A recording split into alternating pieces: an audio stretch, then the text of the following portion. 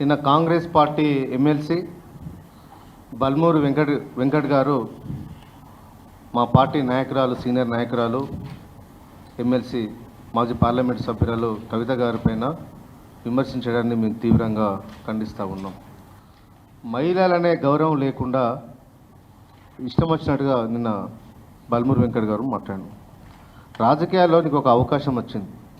BRS party ఎమ్మెల్సీలు MLA ప్రజల చేత గెలిచిన తర్వాత వాళ్ళు రాజీనామా చేస్తే నీకు అవకాశం వచ్చిన విషయాన్ని గుర్తుపెట్టుకో. ఈ కాంగ్రెస్ పార్టీని సొంతంగా నేను సెలెక్ట్ చేయలే. అలాంటి ఇలా ఎమ్మెల్సీ అయిన తర్వాత హుందా ఉండాలి. కేసీఆర్ గారి కుటుంబాన్ని టార్గెట్ చేసుకుంటే రేపు నువ్వు మంత్రి అవుతావా? కేసీఆర్ గారి కుటుంబాన్ని టార్గెట్ చేసుకునే అవకాశాలు వస్తాయనే ఉద్దేశంతో బల్మూరు వెంకట్ గారు నిన్న కల్వకుంట్ల కవిత గారి పైన చేసిన విమర్శలకు బహిరంగంగా క్షమాపణ చెప్పాలని చెప్పి మేము డిమాండ్ ఇస్తూ ఉన్నాం. కల్వకుంట్ల కవిత గారు ఏం తప్పు చేశారు? శాసన మండలిలో మిమ్మల్ని నిలదీసినందుకు తప్ప? మీరు లేని అప్పులు అంటగట్టి రాష్ట్ర బీఆర్ఎస్ ప్రభుత్వాన్ని గతంలో పనిచేసిన బీఆర్ఎస్ పార్టీ నాయకులు మా నాయకులందరినీ భజన చేయడాన్ని ప్రశ్నించిన లెక్కలతో సహా ప్రశ్నించడాన్ని చేసిన తప్ప? మీరు 20,000 డిఎస్సీ పోస్టులు ఇస్తా అని చెప్పి అధికారంలోకి వచ్చి తెలంగాణ విద్యార్థులు నిరుద్యోగులకు మాయమాటలు చెప్పి మీరు మోసం చేసిన చెప్పి కౌన్సిల్లో నిలదీసినందుకు కవిత గారు చేసిన తప్ప? లేని అప్పులు 4,42,000 అప్పులకు మీరు 8 లక్షల కోట్ల రూపాయలు అప్పు చేశారని చెప్పి మీ నాయకుడు ముఖ్యమంత్రి రేవంత్ రెడ్డి గారు రాష్ట్ర శాసనసభలో అబద్ధాలు ప్రచారం చేసేది తప్పని చెప్పి పార్లమెంట్ సాక్షిగా ఇచ్చిన రిపోర్టును మీకు చూపించడం, ప్రజలకు చూపించడం చేసిన తప్ప? ఎందుకు భయపడుతున్నారు మీరు? చిల్లర మల్లర మాటలు ఎందుకు? హుందా ఉండాలి. ఒక 10 వచ్చిన తర్వాత రాజకీయాల్లో హుందాతనంతో పెరగాలి తప్ప ఇట్లా ఒక కుటుంబాన్ని టార్గెట్ చేసుకుంటే, పెద్దవాళ్ళని టార్గెట్ చేసుకుంటే పెద్ద నాయకులు అవుతామనే ఆలోచన నుంచి బయటకు రావాలని చెప్పి సోదరుడు వెంకట్ నేను కోరుతా ఉన్నా.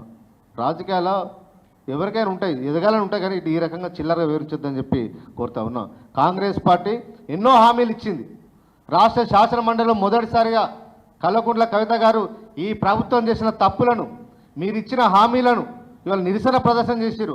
అసెంబ్లీ కౌన్సిల్లో మీరు మాట్లాడే అవకాశం ఇవ్వకపోతే బయట రైతుల గురించి మాట్లాడారు. మీరు తులం బంగారం ఇస్తా అని చెప్పి మాట తప్పేందుకు ప్రశ్నించింది. డిఎస్సీ పోస్టులు ఇస్తా అని చెప్పి ఇవ్వనందుకు ప్రశ్నించింది. పాలమూరు రంగారెడ్డి ప్రాజెక్టు కోసం అంబేద్కర్ గారి పేరు ఉంటే తీసేసి మీరు జైపాల్ రెడ్డి పేరు పెట్టేందుకు ప్రశ్నించింది. మీరు బీసీ రిజర్వేషన్లు ఇస్తా అని చెప్పి అసెంబ్లీలో తీర్మానం చేస్తే దానికి మీ మద్దతు ఇచ్చడం తప్ప మీ బూటకు బీసీ బిల్లును తెలంగాణ బీసీ ప్రజలను మోసం చేయడానికి మీరు చేసిన ఎత్తుగడ విషయాన్ని ప్రజలకు వివరించడం చేసిన తప్ప? ఇలా కవిత గారు ఇవాళ బీసీల కోసం ఉద్యమం చేపడుతుంది. ఇవన్నీ ఓర్వలేకనే బల్మూరు వెంకట్ గారు కాంగ్రెస్ పార్టీ నాయకులు కావాలని చెప్పి ఇవాళ మా నాయకుల మీద చిల్లర మల్లర మాటలు ఇవాళ ముఖ్యమంత్రి గారు ఇవాళ మాట్లాడిస్తున్నారు. మీకేమైనా చిత్తశుద్ధి ఉందా? కాంగ్రెస్ పార్టీ ఎప్పుడైనా అంతే, బీసీల కోసం ఎవరు పనిచేసినా వాళ్ళ మీద విమర్శలు చేయడం ఇవాళ కాంగ్రెస్ పార్టీ నాయకులకు మొదటి నుంచి అలవాటు అయిపోయింది. ఆ రోజు వీపీ సింగ్ గారు బీసీల కోసం రిజర్వేషన్లు తీసుకొస్తే తన సీటును కూలగొట్టే వారు కూడా ఇందిరాగాంధీ గారు నిద్రపోలే. ఇవాళ కవిత గారు బీసీల కోసం రిజర్వేషన్ల కోసం పోరాటం చేస్తూ ఉంటే ఓర్వలేక ఇవాళ చిల్లర మల్లర స్టేట్మెంట్లు ఇవాళ సోషల్ మీడియా ద్వారా ఇవాళ పెట్టిస్తున్నారు కాంగ్రెస్ పార్టీ నాయకులు. దయచేసి ఇలాంటి చిల్లర వెకిలి చేష్టలు మానుకోవాలని చెప్పి కాంగ్రెస్ పార్టీ నాయకులను హెచ్చరిస్తూ ఉన్నాం. మీ దగ్గర ఏం చిత్తశుద్ధి లేదు. అసెంబ్లీలో తీర్మానం చేసి కేంద్రం పంపించడానికి మీరు కావన్నా? ఒక జాతీయ పార్టీ కావన్నా ఈ రాష్ట్రంలో? గతంలో మేము కూడా చిత్తశుద్ధితో అసెంబ్లీలో తీర్మానం చేసి కేంద్రానికి పంపించడం, దాని మీద ఒక డెలిగేషన్ తీసుకుపోయే చిత్తశుద్ధి మీ ముఖ్యమంత్రికి ఉన్నదని చెప్పి వాళ్ళు మేము ప్రశ్నిస్తూ ఉన్నాం. కాబట్టి ఇప్పటికైనా బూటకపు హామీలకు ప్రజలకు క్షమాపణ చెప్పండి. మేము చేయలేం, అబద్ధాలాడి అధికారంలోకి వచ్చినామని చెప్పండి. కానీ ఈ చిల్లర మాటలు, చిల్లర వ్యవహారాలు మానుకోవాలని చెప్పి మా నాయకులను ఇంకొకసారి కనుక మీరు చిల్లర వివరిస్తే ఊరుకునే ప్రశ్న లేదని చెప్పి ప్రశ్నిస్తూ ఉన్నాం. రేవంత్ రెడ్డి గారు మొన్న మాట్లాడేది అసెంబ్లీలో, సోషల్ మీడియాలో చిల్లర పెడితే తొక్కి తోడుగా తీస్తాం, కేసులు పెడతాం, జైలు పంపిస్తాం అన్నారు కదా. గత 10 సంవత్సరాల్లో కేసీఆర్ గారు ముఖ్యమంత్రి ఉన్నప్పుడు మీ పార్టీ కార్యకర్తలు, మా పార్టీ నాయకులు కవిత గారి మీద, కేటీఆర్ గారి మీద, హరీష్ రావు గారి మీద, కేసీఆర్ గారి మీద ఫోటోలని మార్పింగ్ చేసి పెడితే మా పార్టీ కార్యకర్తలు, అభిమానులు పోలీస్ స్టేషన్లో ఫిర్యాదు చేసినాం. ఇవాళ మీరు అధికారంలో ఉన్నారు కదా, చట్టం తీసుకొస్తా ఉంటున్నారు కదా, ఆ కేసులకు ఫాస్ట్ ట్రాక్ కోర్టు పెట్టండి.